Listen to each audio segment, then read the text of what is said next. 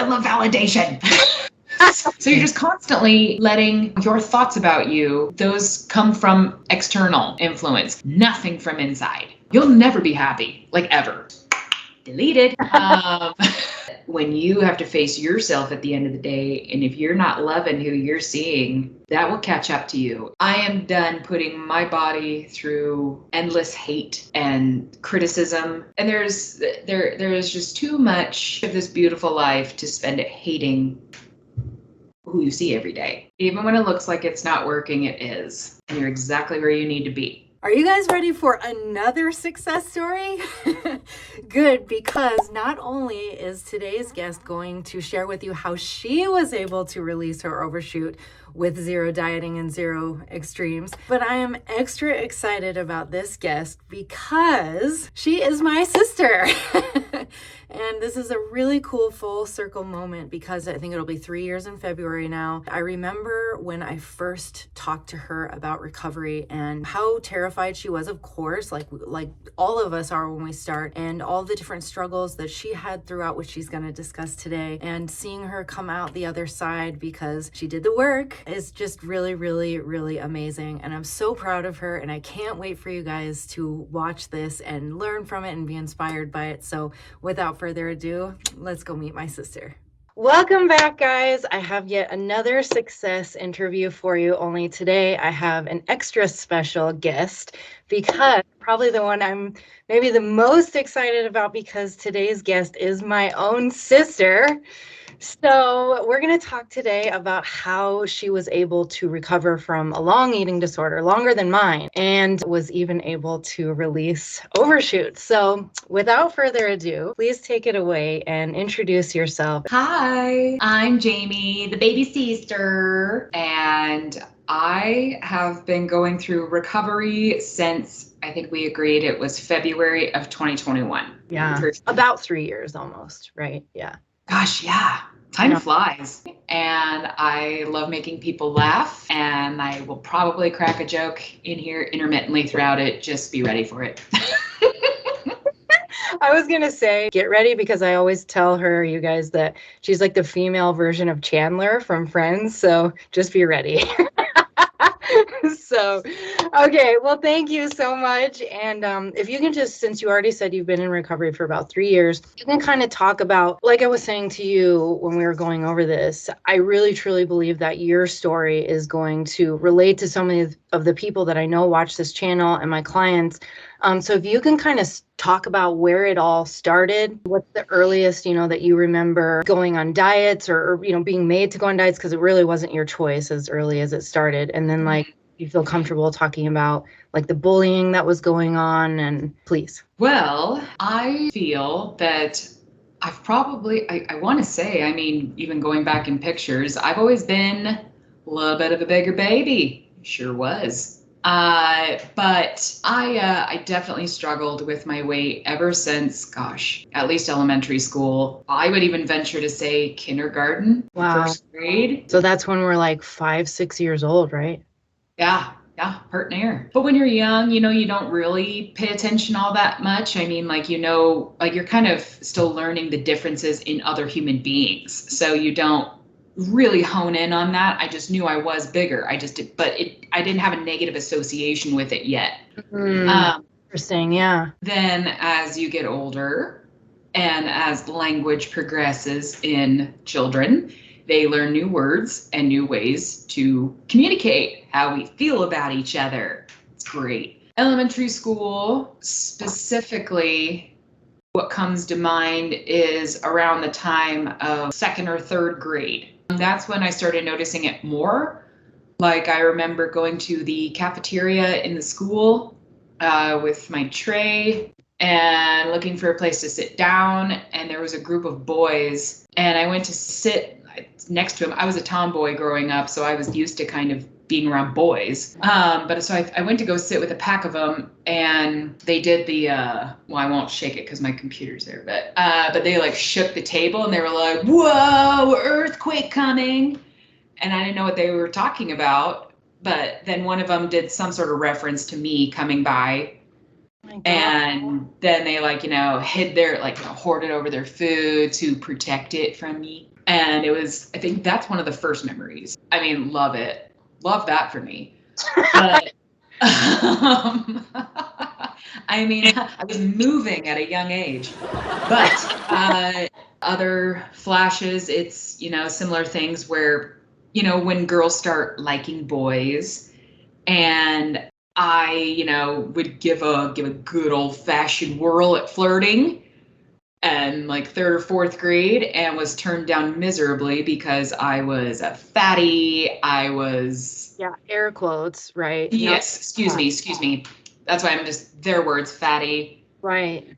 And all sorts of hurtful words like that. Do you want me to start, maybe, did you say you want me to at this juncture tap into the when dieting started, or? Please do. Yeah. So again, exact ages, don't remember, but it was young. And I remember my mom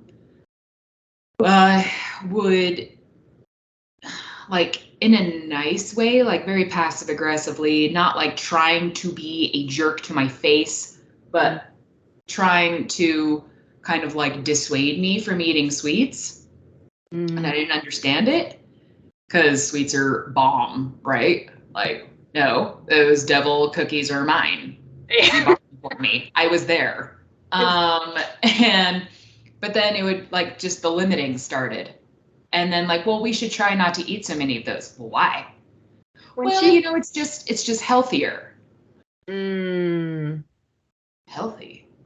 Okay. Well, that you couldn't okay. be older. Huh? You couldn't be older than 8 years old or something, and like you don't know what that means, because I mean, should we be even thinking about things like that at that age? Yeah, Yeah. no, I mean, as far as age, I know this won't have much context for the viewers, but I remember being in the yellow house, so maybe you can help me out with ages there. But Yes. okay. So we were in that house from about the time that I was 6 to like 9 or 10. So you would have been like 5 to 8 or 9. Gosh, I felt like we weren't in the house but okay, cool. So then so it started with like the limiting of the sweets, and I remember that, and then still getting bullied a ton at school, and kind of being like the outcast of the friends, because they were all smaller and I was bigger. And so you just kind of start developing personality coping mechanisms to be okay with that, like being the funny one, like being, like learning to crack jokes, learning to make jokes at myself, learning to do all those things. Wow. If I make fun of it before you do, we're savvy. Exactly. And also, like, just to bring this up, and I know you and I have, of course, we're adults, so we've made peace with this, but it's still like, I think back to me not having those rules and you did, like, that must have made things so much harder, looking back on it, thinking, well, why doesn't my sister have to do this and I do, right? I'm just, gosh, I'm just. Yeah. I mean, you were naturally smaller than me, so there was that part of me that like understood it, because I was like, well, she obviously doesn't have a problem with this, so it's me that has a problem with it, so it's me that needs to fix something. That's still, sorry. No, my compassion for you is just wanting to be like, that wasn't ever your fault. Like, Oh, no, I appreciate that. Thank you. No, and I agree. It was just so strange, because you and I ate like the same things, essentially. I mean, we were together all the time. So that part. this, in fact, this might be a really cool interview, different than anything I've ever done, because getting to see how siblings grow up in the same environment, but we dealt with trauma differently. Yeah. Some kids will both hold weight as a form of protection when they feel unsafe, which we did. We had a lot of, chaos with our parents fighting, and, they got divorced when we were pretty young. So I know, as far as like emotions as a kid, like, I mean, I cried a lot, but because at the time crying wasn't allowed. Exactly. So then there was a lot of internalizing and shutting everyone out, and just Yeah. like this whole thing. So, I mean, psychologically, I'm sure that could be a reason why weight just started to like accumulate for protection, so to speak. Exactly. But yeah, Yep. so yeah, definitely that could. But yeah, that for sure that was a frustrating part. And anybody who has siblings that, excuse me, sorry, my nose, it won't stop itching. Somebody's thinking about me. I didn't know that. Okay. Oh yeah, fun fact. But for anybody watching that grew up with a sibling that was naturally more petite, it's not an indication that you were screwing up as a kid, or you're doing too much, you're eating too much. Like a lot of times kids are fed like relatively the same thing. Your body's going to do what it's going to do because it's just trying to survive out there and learn and receive messages, and interpret said messages, and that works differently for everybody. Totally. And with what we're always talking about on this channel, you guys know this already, that I'm such a big believer that the traumas and the emotional things that we go through, they do get stored in the body, and it's going to show up in ways like making our bodies hold on to weight. And until we learn what that message is that our body's trying to tell us, the weight's not going to come off, right? Mm-hmm, mm-hmm. Yeah. And of course, it doesn't help, when you have parents who are pushing the idea of that I need to fix my weight. Like I remember going on Slim Fast. Oh yeah, well, didn't I was the reason we started doing that? I don't remember honestly, but around the time that she and I actually both started. Well, yes. If you feel like that was your first official diet, so you hadn't like been put on Weight Watchers or something prior to that? Oh no, Weight Watchers didn't come till much later in life. Okay, so this was the first. Gotcha. Okay. So this is around the time I told you guys that I had been told that I should start watching my weight. And like, that was the first time I'd ever thought about it. So like, we were like, okay, we're going on a diet. So yeah, the Slim Fast diet. And those of you guys who have done it, it's supposed to be 2 of those ridiculous shakes, which have nothing, in them. And then 1 sensible meal. And so if you can talk about your experience, because we were probably, let me think about it for a second. So we're talking like 12, 13. I was probably 13. She's 12 when we started this. So yeah, if you can talk about what that was like for you. That was garbage. That was, I don't know, a time when I felt more isolated in school than being on a diet in front of your friends and just feeling like the one odd man out. Everybody's eating lunch around you and you have your little, I remember it was in a little Winnie the Pooh thermos. I remember we were supposed to be getting lots of exercise with that too. So you and I would go for walks, long walks, because you could not get me to run. I would not run. Right. Because this is going to come full circle, you guys, to her enjoying running intuitively now, which I hate, but it's going to be a cool part of the story. So anyway. Also, viewers, my sister remembers almost a lot. So whatever gap I have, generally she can fill it. Thank you. I wasn't always true to the diet all the time because I was a growing child and was hungry. And so I would eat whatever my friends didn't want of theirs, like literally eat my friends' scraps because I was just hungry. And the shake was, I lied to them and said my parents were so cool, they packed me chocolate milk for lunch. But, wow. But I would just literally eat whatever they didn't. Oh, you poor thing. So you were starving. That was a freaking hyena at a young age. Just scavenging. I'm sorry. Yes, of course you were starving. I just mean the most interesting thing about this, which I think is so important to bring up today, is you can be starving and not be underweight, you guys. Mm-hmm. I'll say that. Mm-hmm. It's just another clear example. And like she said, you're in this little kid body that's supposed to be growing, and it's not meant to starve. So her body was doing the smart thing and being like, I got to get food where I can get it, Yeah. So. Well, and then of course the psychological aspect was I honed in on wanting to eat all the things I wasn't supposed to because I knew I wouldn't get them at home. So it Yeah. wasn't just like eating people's applesauce or something like even remotely healthy. It would be like, oh, your mom packed you 2 sticky buns. Oh, darn. Was that basically going on until you and mom moved away and me and dad were on our own? Is that like, did you continue dieting up to that point? I don't remember a ton of those years. Those were some of the harshest as far as like our family goes. And so a lot of that just deleted. But I do remember coming to Idaho, and my aunt is a major influence for me. So as soon as I moved here, we jump on Atkins because that was real hot back then. Still kind of is now. Now it's keto. Keto. And was any of that working? Oh, so interesting. I should have asked you that. Is like all this time of dieting, was it working for you? No, none of it ever worked. When None of it ever worked.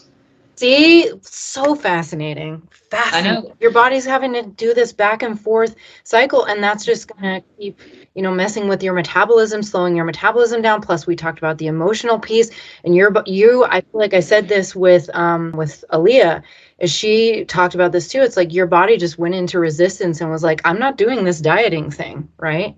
Basically, yeah. Okay. I remember, I don't know how many of you ever had chocolate bar fundraisers for your choirs, your band, your whatever, but those were real big when I was in high school. We had this thing, it was a fundraiser for choir. We had to go around selling these chocolate bars. And so like your parents would buy a certain amount and then you had to go sell them. Which part of me is like, just they bought the chocolate, just give the money to the choir, whatever. They didn't ask me. But so because we were trying to sell them to fellow students because that seemed like easy marketing, I would end up eating all of the chocolate bars. Oh, man. Of course. Like, they did something like that on Friends where when Ross was helping that little girl sell her Girl Scout cookies. And then Monica was like, I can't have any. It was a problem. And like, oh yeah, like Dad bought all my chocolate bars, blah, blah. And they're like, no, Dad had to because you ate them all. Remember, Dad bought every one of my boxes and I ate them all. No, Mom, Dad had to buy every one of your boxes because you ate them all. Okay. Oh, wow. Also, on that note, like, were you chastised for that? Was it like, Jamie, now we have to buy all these, blah, blah, blah? There was that subtle, good old-fashioned disappointment. Almost like I knew you'd do that. Wow. Which is only into, this is starting to become your identity at this point, right? Oh yeah. Like, what? God, it was already solidified way early. Like, I'm the big kid. Yeah, I went to college. And by then, my winning personality had developed and I was used to making people laugh all the time. So of course people like to laugh. So ipso facto, they like me. And so I'm used to being the clown in the room. I'm sure they have not been able to tell yet. Okay, please continue. Then came the year. My mom and I decided to go on a diet together. Anybody who has dieted throughout the mid 2000s heard of MetaFast. So MetaFast, for those that don't know, you buy this food plan thing, shakes, bars, Little bags of crisps. I've been told that it's only like 900 calories a day or something. Less than. Oh, it's less than? Holy crap. Yeah. So you do that, and then you're supposed to have a green something for dinner, like salad, chicken. On top of that, she and I would go see this trainer who was pitching this MetaFast. I remember. Big John. And he was this big buff guy. So of course, if he looks like he knows what he's talking about, I mean, you know what I'm saying. Like, when you see it and you're like, oh, you know. Sure. And you listen to them like they're a messiah. So then Which I have to add this really quick. Yeah. Interestingly enough, how many people, I know this from my career, how many people go to personal trainers that look like that, who've never struggled with their weight in their life or diet, I know. and they're not the person that would know how to help them, right? So No. No, they're only the person that's going to be there like a drill sergeant and just order you around a gym and with no compassion, no sympathy, no heart. And it was, if I recall, it was like massive, insane circuit training with no rest and making you puke and the stuff I'm totally against, you guys. Yep. 'Cause Yep. it work. Yeah. It was starting to work, so the more it worked, the more loyal I was to it. But did it do it in a healthy way? God, no. And was it any form of sustainability after that? Absolutely not. So I dropped a significant amount of weight and over the summer. And so then when I went back my senior year, there were people who I had been in class with who thought I was new. They didn't recognize me. And it was such a high. And I felt like I was actually being acknowledged in a room. And that part felt great. I'm not trying to advertise, do this, because it was terrible. But it's going to explain when you move into like the bulimia period and all that, like what made you continue this kind of stuff for so long. Yeah.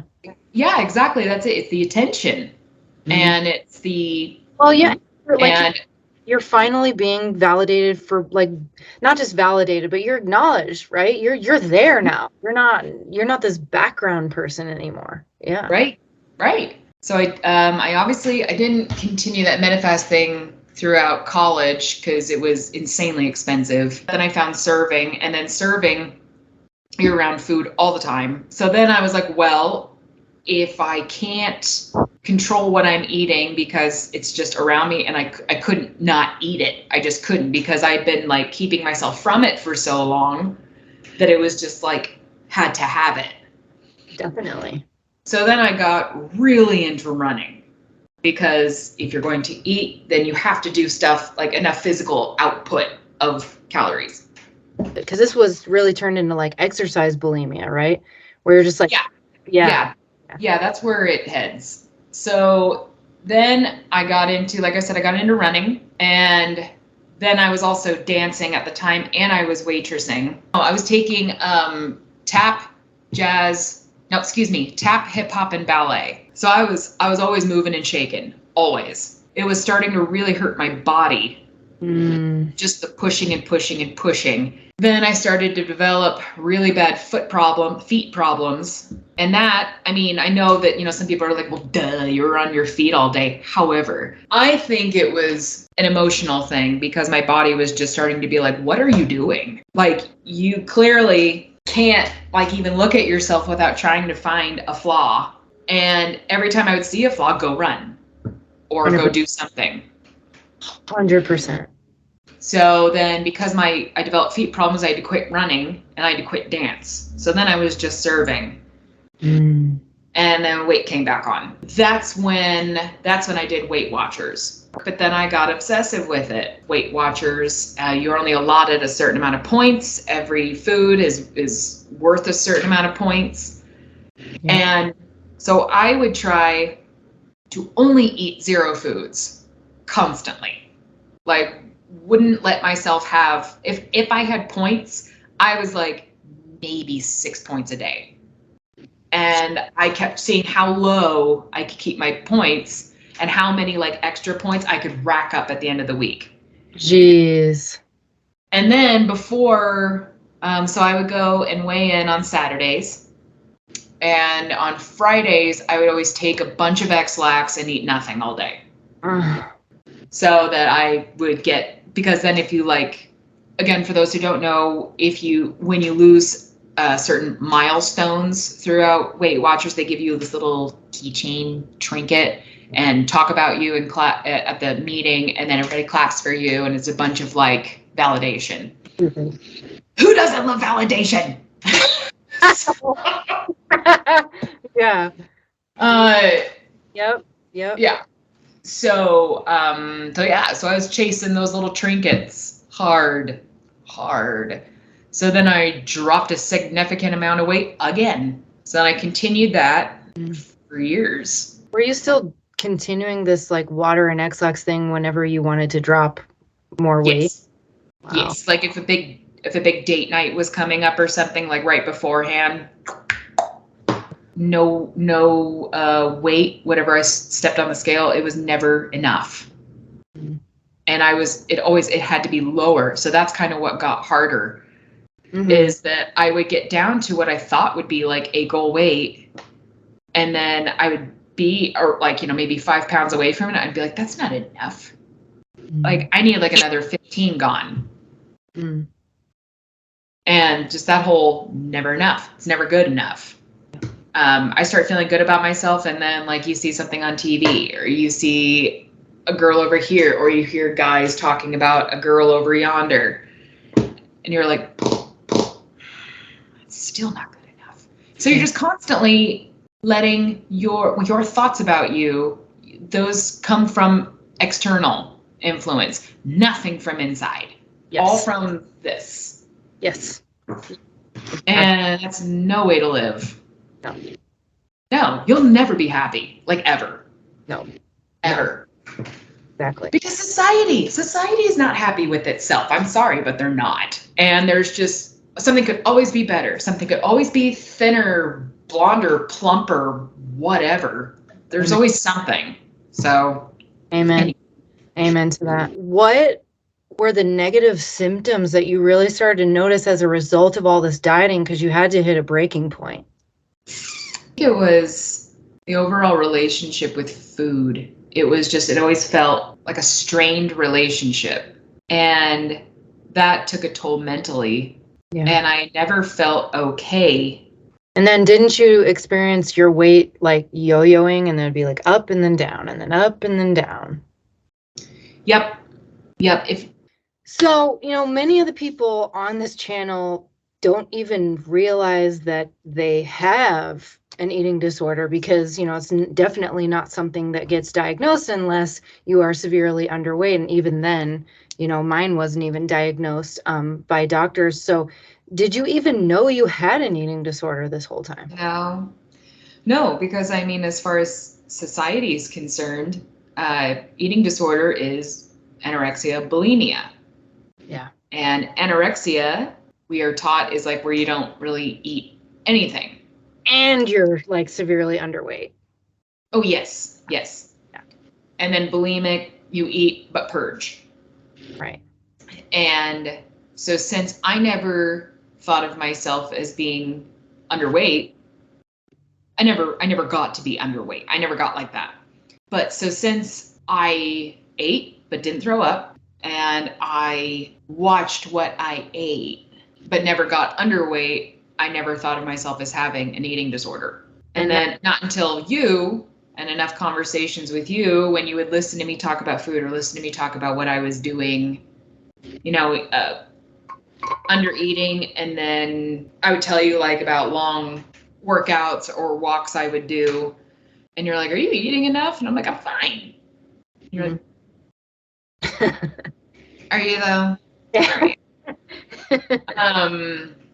Well, and I didn't even know about the, because most of you guys probably know that on this channel, but bulimia isn't just, vomit purging. It's abuse of laxatives as well as abuse of exercise to try to purge calories. So I didn't even know that the laxative thing was going on until you started recovery, and then you told me about that too. So anyway, you were saying we started talking about it, and real quick, itty bitty little thing. So I stopped doing the laxative bit because one time I took it. I was doing my routine. It was on a Friday, and I did it, and I must have, I guess, like utterly dehydrated my system, because I started to have like my heart was racing.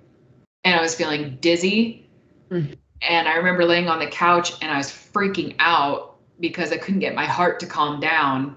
Wow. Anywho, I only say that just to like as a, that's when that stopped. Because that was scary. Yeah. So I guess I just, wanted to share that little tidbit. Yeah, definitely. Well, so, furthering, I wanted, because you've brought this up many times over the years about, having gone to doctors, and so many of you guys relate to this too, is when you go to the doctor and they see you as like a bigger person, right? Or an overweight or an obese, according to the stupid BMI. Has it been your experience? I mean, I know, but I still just want you to share it with them, about how they end up judging you for it and then telling you that the whole reason you're struggling with that is because you're eating too much and not exercising enough. Has that been your experience? Oh, like if you are quote unquote bigger, anytime you go to the doctor, you need to lose weight. That's your problem. That's your problem. I was diagnosed with pseudotumor cerebri years ago, which that's for another day. Your brain acts like it has a tumor, and it floods with cerebral spinal fluid, which starts shutting down everything here. Anyway, no, I was at a certain weight that was definitely not overweight at the time. But of course, the doc who I was with said, this is typically only found in obese people. Which can we just say too, with all these years of you doing these other things, and the doctors never ask, right? They're never like, how do you eat? Do you ever restrict? How much exercising? What are your stress levels like? And then they would learn that so much of the time that they're telling people that they're too fat and they're eating too much are actually the ones that are dieting the hardest and doing some of the most extremes. Yeah. 100%. And funny enough, that brain thing came back, found out it's a stress thing. Weird. Shocking. Shocking. Yeah. Crazy little stress you. No, found out it came back 5 years later during 2020. Went back to that same doctor because he was the one who like had my file. He could give me the stuff I needed, blah. But I was heavier when I went back to him. And of course, his number one thing he said was, ooh, you need to lose weight. And that's when I was like, no, nay. I was such and such pounds, relatively significant amount, lighter last time I had this. Check your notes. And I said, I feel like if I still had this at a lighter weight, it's not a weight issue. Exactly. Good for you for standing up for yourself too. Yeah. Seriously. Yeah. It is a joke. You're right. And a lot of them, well, and that's the thing, a lot of them do that. And it is not always weight. I am sure there are things that happen because of a certain amount of force that is exerted on your body from certain mass. I get that. But there's so much that comes from your emotions, comes from your brain. So much. So no, like your anxiety issues, that is not also because, real quick. So it is not because you are quote unquote bigger, and it is not because you are a woman and have a period. Like, Amen. No. If you are having a really, really effing hard time in life, their first question should not be, well, so when was your last cycle? Anyway, that's another tangent. But I agree. But no, it's like doctors always just wanted to attribute it to weight. And they were wrong. Obviously, I had a strong case saying, actually, no, it's not. And that helped me personally. That was one of those little times in life when I was like, oh. Okay, so moving into, when you kind of had hit this wall and I remember we were talking on the phone. It was not long after you and Dad had taken a trip together. Mm-hmm. And your digestion was just all kinds of screwed up. And I started to talk to you about recovery. And so if you can kind of talk about what you thought when I first told you, because I know you started not long after that, but then if you can go into, did you go all the way in right away? Yes. You did. Well, so yeah, I was having issues with I remember constipation was a big issue of mine. Mm-hmm. And of course, obviously, my body's just kind of trying to hold on to things because it's you hate yourself and you're not letting yourself have foods. Whenever you do, we're just going to hold on to it because you obviously need some happiness in your life. Let alone nourishment, right? Yeah. But no, we talked about it and we talked and we talked and we talked. And you told me everything that was going to happen. So it's not like I wasn't surprised. I mean, I was surprised, but at the same time, not completely gobsmacked by weight gain throughout this recovery process. and dove in head first, man. Like day after you and I got off the phone, ordered myself a large friggin' ass pizza, one that I always wanted to eat and I never let myself eat. And I texted you that. Mm-hmm. I'm pretty sure I remember that. I think, if not, took a picture of it. And I was like, meat lovers, stuffed crust pizza, extra cheese.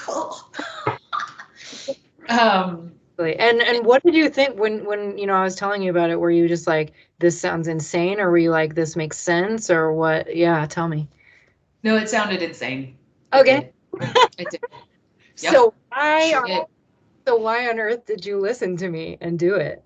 Oh, because you're my Cece.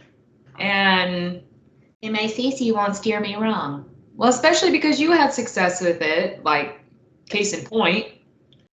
So, and you had gone about it in a healthy way. So it wasn't extreme dieting, extreme working out, or something like that. It was actually a lot of internal work, not external. Absolutely. Well, thank you for trusting me. I know that was hard. Yeah, of course. No, well, yeah, of course. And of course you're like, trying to be like, okay, let my sister tell me what to do. No. but it was worth it. Yeah. Very much so. Awesome. Well, if you can, talk about, because the symptoms are real, right? When you start recovery, as we always say, it feels like it gets worse before it gets better. So, did you experience? Of course, we want to talk. Yeah, people want to hear, did you experience the weight gain? Did your digestion get worse? Bruh. Yeah. Bruh. Yeah, no, shit hit the fan and it got really scary for me, not like health-wise scary, like nothing detrimental or anything like that. But what I mean is like emotionally scary. They will know what you mean. They will know what you mean, I promise. Okay. Gain weight. Did it come on fast? Was it like, oh my God? Yeah. It was pretty fast, I feel like, relatively. And let's see. My digestion was weird for a bit.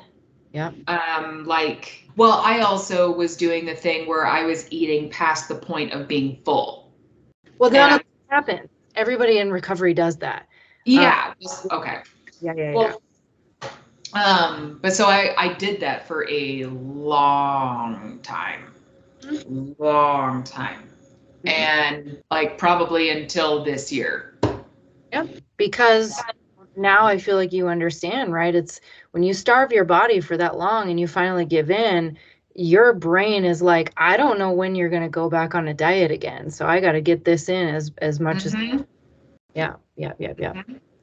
And then I remember you saying to me, I remember one time we talked on the phone and you were crying and you said, I feel like I'm doing the opposite of helping my body. I feel like I'm being cruel to my body because you feel so much worse at first in recovery. Mm-hmm. Yeah. So. You physically, like, you almost feel like you're poisoning yourself. That's what I remember you saying. Yeah. I feel poisoned. Mm-hmm. And it's like I could feel all the grease and I could feel the fat and everything from everything I was eating. I felt like I could feel it in my pores. And the mindset of it doesn't help either, right? Because you're like, oh my God, I'm eating all this unhealthy food and blah, blah, blah, blah. Everything we've been told is bad for us, right? Mm-hmm. Yeah. Mm-hmm. So you were doing all that and you did it. And also, did you remove exercise for a while? Oh, yeah. Okay. So fatigue got worse, right? Like you get really tired while your body's healing. Yeah, I didn't have energy for a while. Basically just enough to work. And that's it. Okay. That took a long time to be okay with. But enough time of just, I'm still working on learning to relax. Yeah. That's an ongoing thing. High five. Me too. But learning to be okay doing nothing and making sure your significant others know it's okay for you to do nothing. Amen to that. Your days off. Anyway, exactly. So it's always helpful to have a good support system around you when this stuff is going on, or you won't do well. Yes. Or you know what? some people can be resilient. I shouldn't put a blanket statement. I'm sure there's a lot of people who could do it without, but no, I could not. I needed my support system, and I'm so glad I had you, Jesse. Thank you. For text, calls, whole gamut of communication of Oh, every person watching is going to know exactly what you mean. We all like just break down and we think, is this even ever going to work? Am I doing the wrong thing? You know, and we all doubt it and we think we're going to be that person it doesn't work for, right? Yeah. So, and Jamie had several situations that I can recall over the last few years where she had to speak up for herself and be like, no, I'm in disordered eating recovery. And so that's why I'm in this situation. And I was so proud of her because that's what I'm telling you guys to do too. You cannot let people mistreat you and speak ill of you and your body and what you're doing through this process. You've got to stand up for yourself. Yeah, be okay with cutting people out of your life over this. It's you. Yes. It's your life. And Girl. keeping people in your life because you just have history with them, no, not worth it. Why? You want that kind of history to keep repeating itself? Weird. No. I'm like doing like amen, high fives. Like it's so true. So then how did your life actually start to improve as a result of recovery? This is before the overshoot weight is coming off, right? What things did you start to notice were improving? My relationship with food. Yeah. First and foremost, not being scared of it anymore. Yeah. Seeing commercials for things and being like, oh, hell yeah, I'm trying that restaurant tomorrow. Watch me. Or Oops. People bringing stuff to a party or to a get together. And I'm like, do. Like, I will eat as much as I want in front of whomever. That's amazing. And how about the concept of like knowing now that food doesn't call to you and you can have any food you want in the house and you know you're just never going to binge on it anymore, right? Mm-hmm. Isn't that insane? Oh yeah, no, absolutely. I mean, sometimes the only bad part is that, I mean, psychologically speaking, they say that like the more options you put in front of your brain, the less likely it can make a decision. So sometimes it's like I have too many options in my fridge, and then I'm just like, what do I do? Totally. And it kind of doesn't, it's not as exciting anymore, right? So you just get to where you're like, I don't even know. I just need to put food in me to the energy. Yeah. That's definitely been a big change. I am so sorry. My nose will not stop itching. I am so sorry. I'm trying to find like little dainty ways of itching it. Something I've noticed is now, instead of thinking about like, oh, well, I'm hungry now, like trying to plan out a day of eating based off of like, what am I allowed to have? Now it's shit. Sorry. Now it's, you can swear. Well, now it's like, shit, I'm not going to be around food for a long time. I need to eat now. Even though I'm not super hungry, I at least need something in me because my body needs energy. Weird. And I need to be able to function throughout the day. Yes. So yes. And then try to bring a snack. Yeah. And I'm always saying this is real intuitive eating. You're not always going to be eating at, the perfect times and whatever. Sometimes it's just, you have to know your lifestyle. You have to, maybe your work schedule, and you just know, you know what, I feel better when I eat at this time so that I have enough energy for work. And you have to learn that through trial and error, but that's the freedom, right? It's no longer because you're ravenous or you're saying I can't eat because I want to lose weight. It's just like, I know what works for my body and what doesn't, right? Yeah. How about your digestion? Is it pretty good these days? Yeah.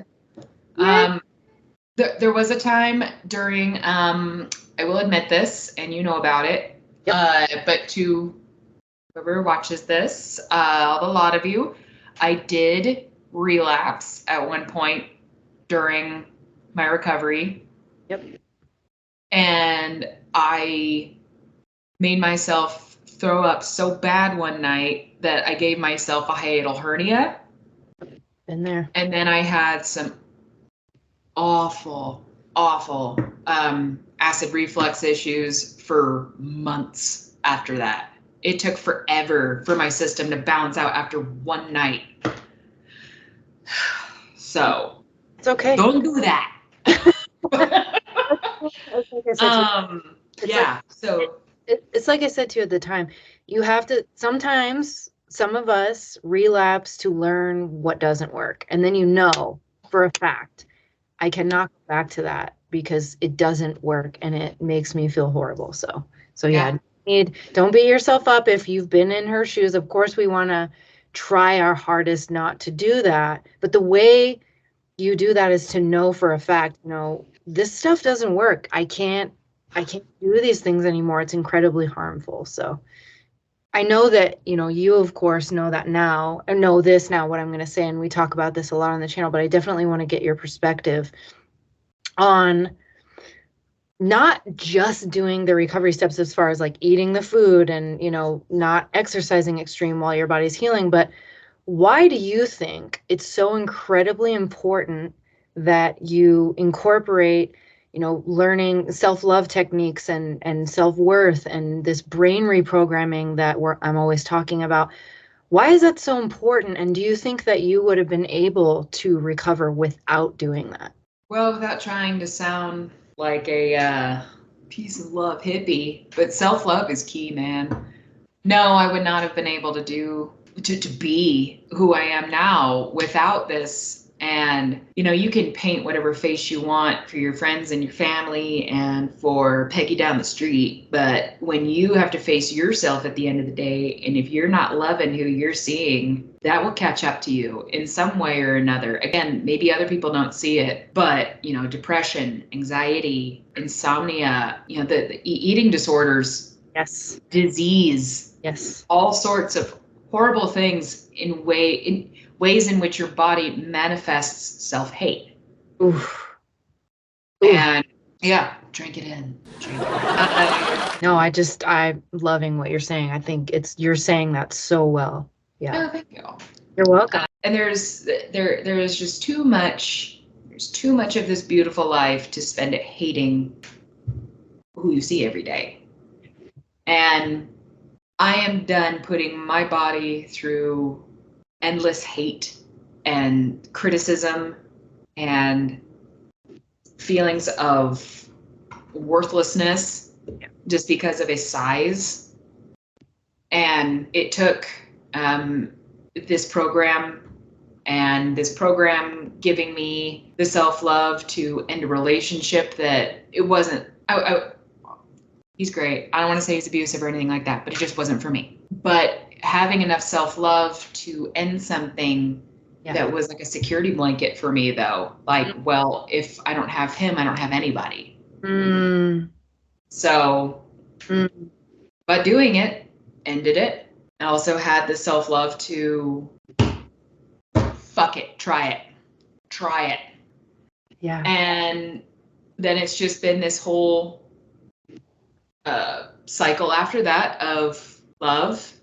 And well, what do I love to do? Because now I'm putting me in terms of like, well, I'm not going to do something if I don't love it and if it's not good for me.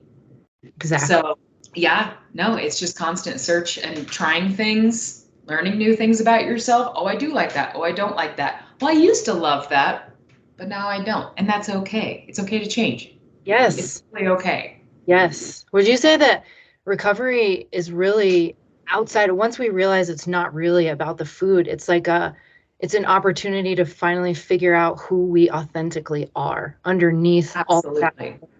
Yeah. Awesome. Absolutely. No, I'm not who I was last year. No. God, I wouldn't even say 12 months ago. Yeah. Oh, I agree. I totally agree. Yeah. You've changed your whole life around. Yeah. And I'm so proud.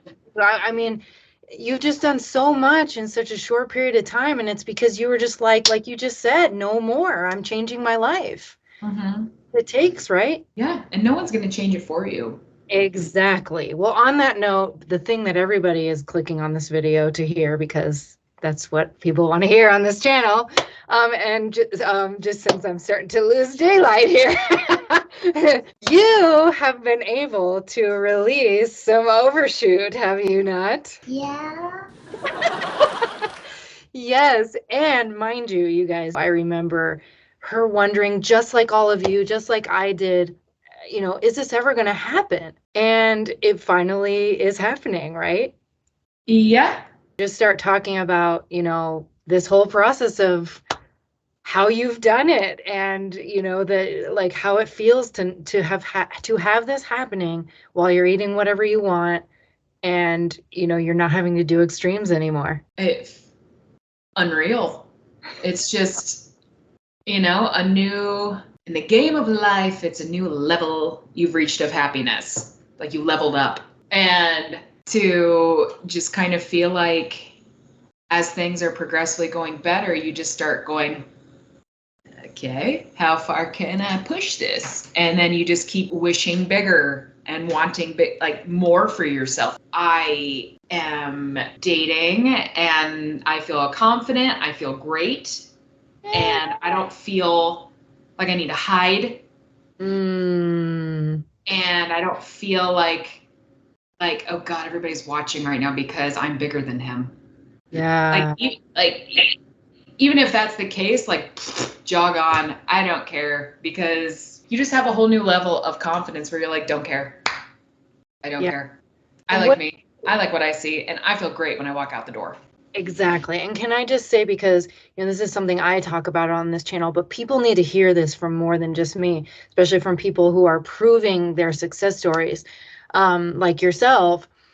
Do you think that this would have been possible if you hadn't gotten to that place first, where you learned how to love yourself and treat yourself well and make these kind of changes before the weight came off? Do you think that it ever would have happened if you hadn't done that first? No, because you can't expect the real crux of the journey if you're not ready to start the trail. And that trail was at first daunting, but ultimately the more you just keep putting one foot in front of the other, and things just get easier. What habits you attributed to building self-love and self-confidence? Mine started being to quit overthinking things and just try.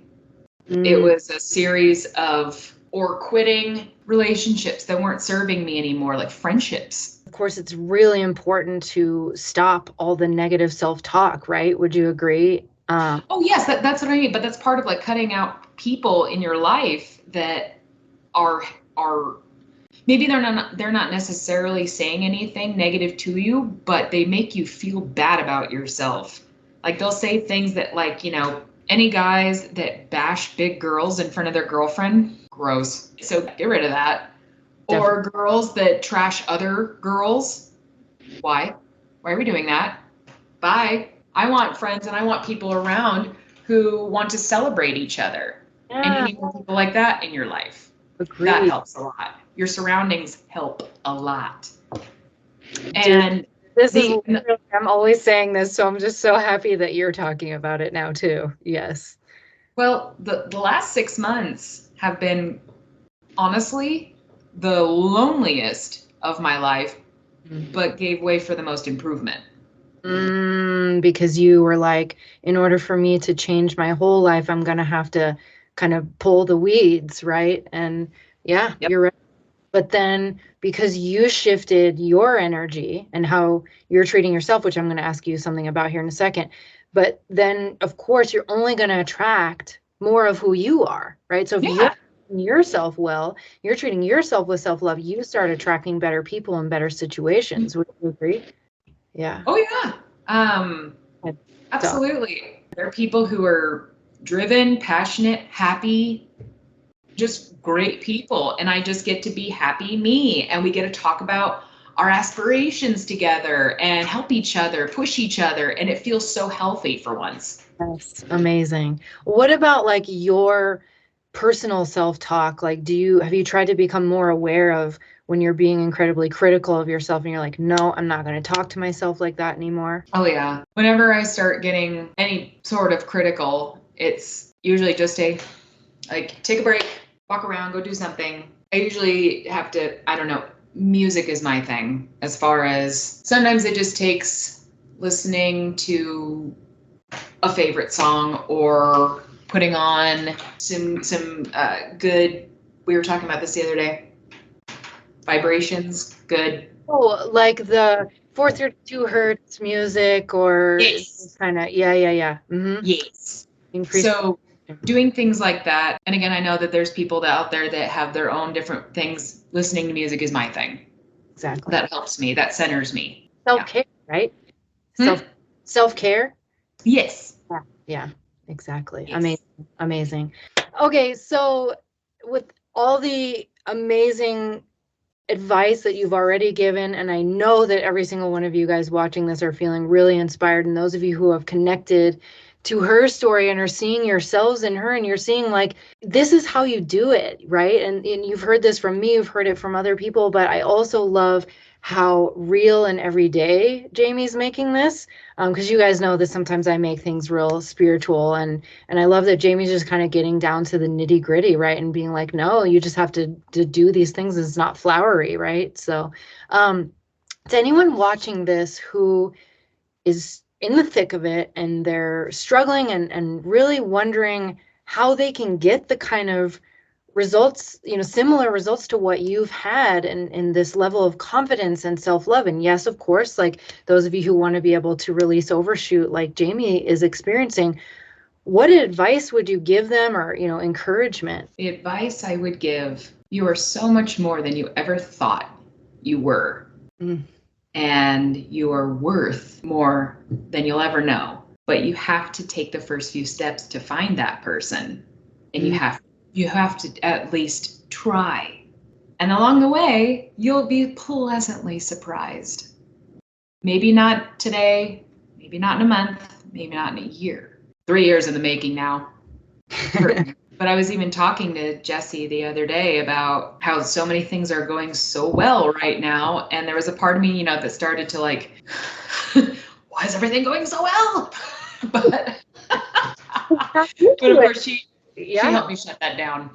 But things just start going well because you expect them to go well. You're like, nope, that's my mentality. So love you and love everything. Every single experience that you've been through has made you. And if you were to go back and change any one of them, you'd erase who you are. So you are beautiful, wonderful, chaotic, you for a reason. And you're exactly where you need to be. Oh, I love that you said that. I so agree with you, but I don't think that gets said enough. The whole you're exactly where you're meant to be. So people definitely need to hear that. So for those of you who are feeling like, why isn't this happening? And I'm, 2 years in, 3 years in, and it's not happening for me. What would you say as far as how important it is, the persistence piece, like being consistent with this work, even when it looks like it's not working? Even when it looks like it's not working, it is in minute amounts. But minute amounts now compared to the rest of your life, when you really look at it, it's nothing. And I know it's hard to see when you're, at the epicenter of your own storm. Yes. But just also really focus on who's around you throughout all of this. And who makes you just feel that, who just makes you feel better to be around, who is sending out such good vibrations that you're just when you're around them, find them and be around them more. Yes, agreed. Yeah, if you don't have them in your life currently, you don't stop till you find them, right? Because it's such a high when you're around high vibrational people. So true. It's so great. And it makes you just excited about life, and it makes you feel like you can tackle anything. You can do this. Yes, exactly. And then instead of tearing each other down, everybody's building each other up. And you don't have to be in these environments anymore where people are criticizing and trash talking your body and all that kind of stuff. And the more you build this kind of self-love and you do the work that Jamie's telling you guys to do, you won't want to tolerate people like that anymore. No, and it's very easy to cut them out. Yep. Because the more that you prioritize yourself and know what you bring to the table to the world, like I don't have time for your constant drama. Your life, I'm so sorry. Compassion for you, love for you. You gotta fix that. Not me. I'm not here to fix it. Bye. Yes, exactly. Well, thank you so much. This was amazing. And I just want you to know again, like how extremely proud of you I am. And thank you so much for coming on here and doing this success story interview. And it's just really going to help so many people who can relate to you and your story. And you might be that one person that finally clicks for them. And they're just like, oh my gosh, that feels like me, you know? Yeah. Well, thank you, Sissy Pie. Of course. You've made my life better. And I know that sounds very succinct, but I mean it. You've made it better. So thank you for everything, for every ounce of patience, every answered text, phone call, everything. Thank you for everything. You're very, very welcome. I am so grateful to have been able to do that. At the end of the day, you're the one who still had to do it. You know, I could have told you what to do and you could have said, no, I'm not doing it, but you did it. And We did it. exactly. Forgot to, yes, high five. There you go. Sorry for how dark it's getting, you guys. Hopefully you can see. But yeah, hello in there. Especially my hair. I feel like I could just fade into the background. And last thing I want to say is like now Jamie's enjoying exercise again. Oh, yes. Has all this energy for it that she never had before, right? Yeah, no, yeah. Short promise, got the wild hair at my ass that I wanted to get back into running and went out, ran a mile straight. I was like, cool, that worked. Ran 3 miles, ran 4 miles, and now I'm planning on doing a half marathon next year. Because it sounds like fun? Fuck yeah. That's crazy to me because I'm like blah, running, but this is just and you were telling me too, like you did that and then you took like 3 or 4 days off. Yeah. And, oh yeah. Took days off in betwixt all of that. Yeah. And then she told me that day, she's like, ate 4 pieces of pizza, ate a bowl of chili, like, you know, is Forget eating about it. Yeah. So Subway, foot long, steak and cheese with a whole bunch of shit on there last night. Forget about it. I love it. It just goes to show you that when you do heal your body and you do the mental work, like you don't need to be doing extremes. Your body just like lets go. And it's like, I don't have any need to hold this weight. And then you have all this energy because your body's healthier, right? And so amazing. Well, thank you again so much. I really, really, really appreciate you doing this. So yay, Jamie. Yay! Love you, Sissy. Love you so much, Sissy.